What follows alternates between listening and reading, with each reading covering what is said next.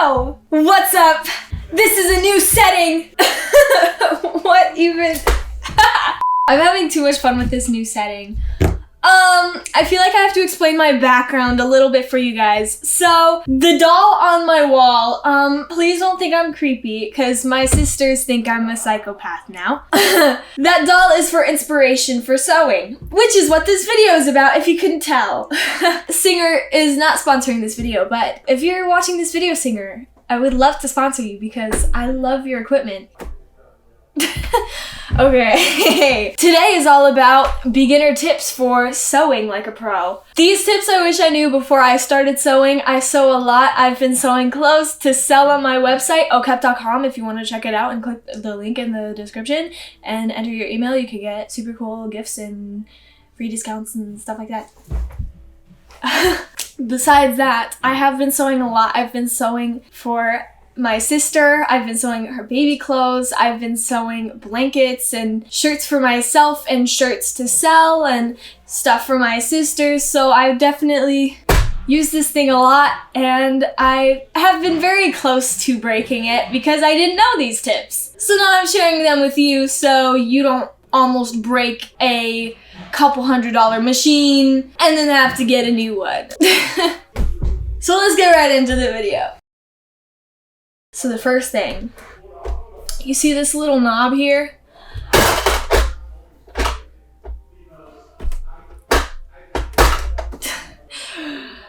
Those are just some extra tools.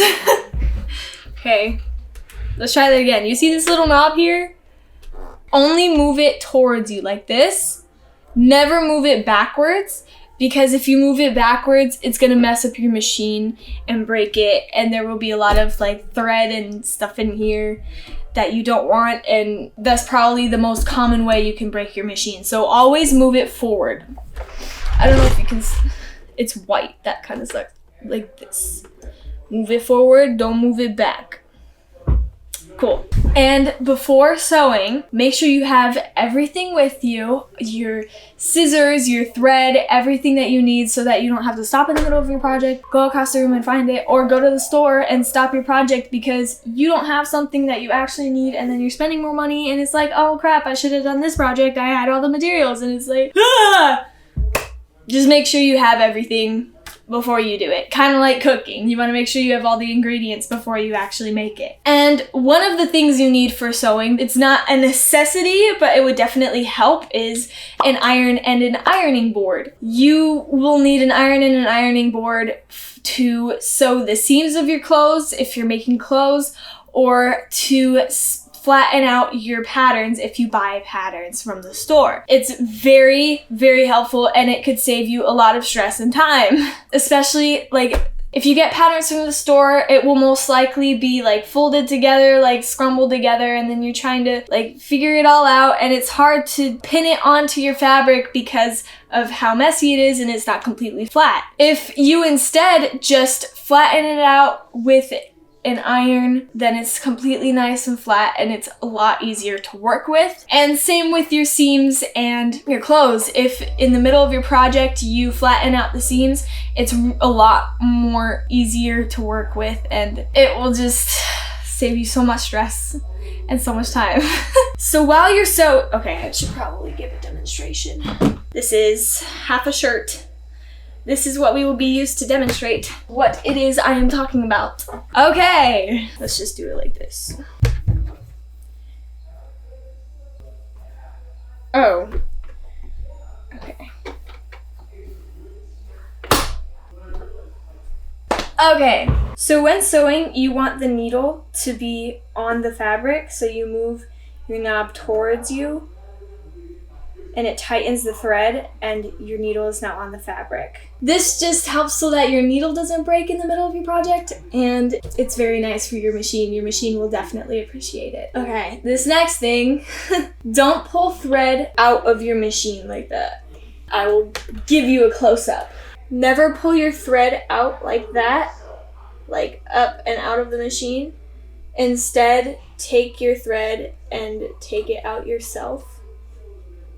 Because if you just pull it out, all of the thread hairs are gonna get stuck into your machine, and that can mess up how well your machine works and how long your machine works. But if you take everything out yourself and bring it along out, if you know what I mean. But if you take the thread out yourself and you bring it along out of the machine, it prevents that and it helps your machine last longer. And it also helps with the quality of future projects. So this next one is when stitching anything, you want to make sure you hit the beginnings and the ends twice. So let me show you a demonstration. This is a shirt I will be selling on okup.com if you want to click the link down below and join your email. Hashtag promotions. Let's see. Okay, I need to cut these off. Here's what I mean. Is this gonna show? Yeah. So here's what I mean. Do you see how it's kind of doubled there and then it goes straight the rest of the way? That's what I mean. You want to stitch down from the start and then go across and then do a reverse stitch and then do your thing. That helps prevent from your stitching coming apart, because if you just do one stitch and you don't go back and do a reverse, your stitching will most likely come undone, and we don't want that to happen, especially in public. So make sure to double stitch. And to reverse stitch the Singer Stylist, you just press this button. With your sewing machine, it might be different, but I can guarantee your sewing machine will have a reverse stitch option. If you're looking for a professional stitching that is like what you find in the stores, I recommend getting a serger. You can't do it with a regular sewing machine. You would need something called a serger. I actually have a picture for that. That is what the factories use, or the professionals that makes your clothes that you find in the stores. But if you don't want to spend hundreds of dollars for a separate machine, I recommend the zigzag stitch, which is what I'm using for the clothes that I'm selling. If you didn't see before, that's the stitching. See, zigzag. Oh, this has to be nice for whoever's that is in the future. Zigzag is very professional if you're looking not to spend hundreds of dollars. And I feel like it's just as effective as the serger would be. And last but not least, if you ever have problems with your machine or, mix-ups, whatever it is. Oh my gosh, my microphone is so far away. Can y'all hear me better? My goodness. Okay. This audio is gonna be horrible.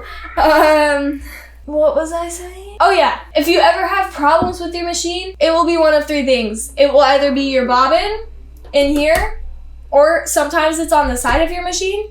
It will be the thread on the top, or it will be the tension.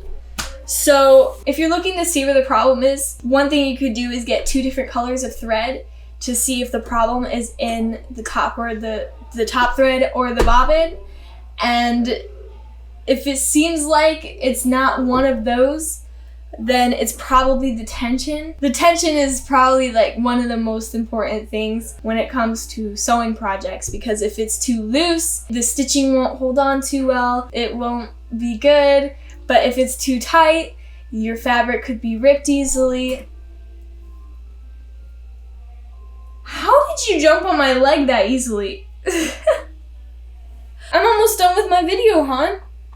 You can't be around my sewing equipment. Thank you. As I was saying, oh yes, the tension. If the tension is too tight, it could be too much for the fabric and it could rip easily, and it could make your items not very wearable, because when you put things that you sew in the washing machine, the thread can shrink a little bit and so can the fabric, and if it's too tight, that's going to be very problematic for whoever is wearing that item. So make sure you have a good tension with the fabric that you have and the type of thread that you have. And that's another thing. Make sure you have the right thread for your project and the right fabric for your project, because some thread and some fabric won't work together. Like if you're using with these t-shirts I'm making, these are 100% cotton shirts. So I need to use cotton thread instead of polyester thread, because polyester thread is too tight and it's not stretchy enough as cotton thread is. The materials match, so when going through the washing machine, it will shrink at the same pace. It won't like kind of fight each other, and it will be a lot more comfortable to wear, and the thread wouldn't be too tight and problematic if I were to use polyester thread. Alright, so those are all the tips that I have for you today.